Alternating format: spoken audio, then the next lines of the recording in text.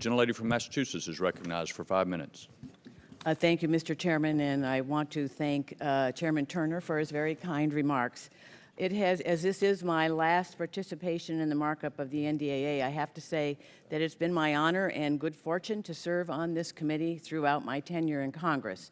I have especially appreciated, as have my constituents, the bipartisan tradition that annually allows us to come together to best protect our country and those who serve on our behalf. It's a model that would well serve all of Congress.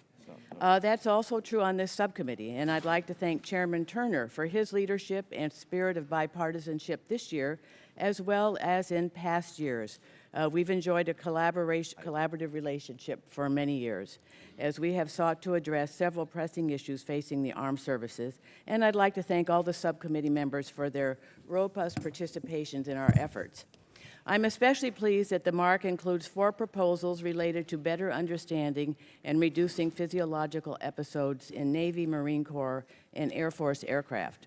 While the F-18 has received a lot of attention due to its problems in this area, it is not the only aircraft to experience such difficulties. The T-45 and T-6 have also had issues. In the past, the F-22 went through a similar period. So it is important to keep calling on DoD to solve this problem wherever it occurs. The MARC also includes appropriate oversight of the F-35 program. First, it requires the Secretary of Defense to provide a detailed cost estimate and schedule for the F-35 program's future upgrade efforts, known as C2D2. Second, it requires more information on what the DoD is doing to make the F-35 more affordable to operate. Both issues are just as important to the long-term health of the program as how many aircraft we are producing. The F-35 program is a very important one, but no program should be immune from oversight by this committee. I believe the MARC appropriately redirects the Air Force to continue the JSTARS recap program while the service works to develop a next-generation JSTARS capability in order to make sure this capability remains available to maximum effect to our service members. At this time, I think the prudent course of action is to continue down both paths to preserve options for future leaders of the Air Force and Congress as technology in this area continues to evolve. I'd also like to point out that the MARC makes some hard choices on where to cut funding in order to increase funding elsewhere in line with member priorities.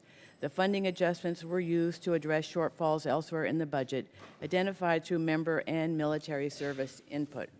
Carefully reviewing the proposed budget and making appropriate adjustments is one of the committee's highest priorities in my view, and I think the MARC does that well.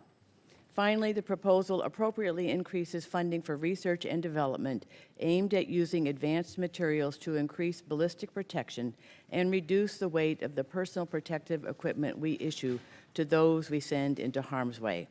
I want to thank the talented, committed, and very knowledgeable professional staff members for all their work to help produce this MARC, and especially Doug Bush, with whom it's been my honor to work.